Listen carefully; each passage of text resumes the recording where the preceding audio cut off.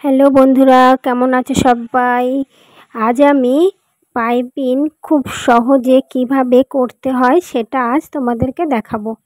দেখো, আমি ট্যাঁচড়া করে দাগ কেটে নিয়েছি। তারপর কাঁচি দিয়ে এরকম ট্যাঁচড়াভাবে কেটে নিচ্ছি। কেটে নেওয়ার পর তোমাদেরকে দেখাবো যে কিভাবে এই ট্যাঁচড়া কাপড় জুড়ে সোজা করে নিতে হয়। তো তোমরা দেখতে থাকো।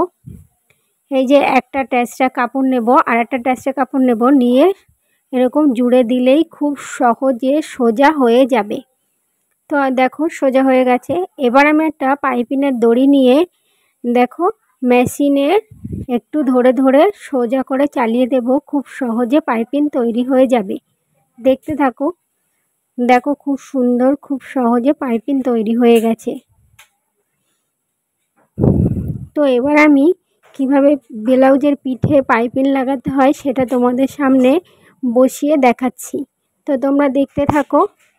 দেখো এরকম ঘুরিয়ে ঘুরিয়ে পাইপিংটা বসিয়ে দিয়েছি সুন্দর করে।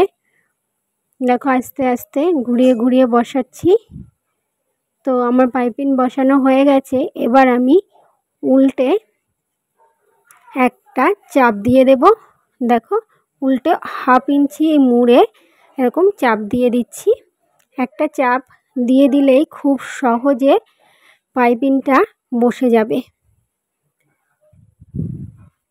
দেখো বসে যাচ্ছে কত সুন্দর।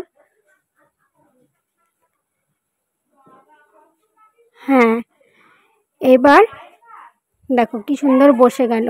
টাটা।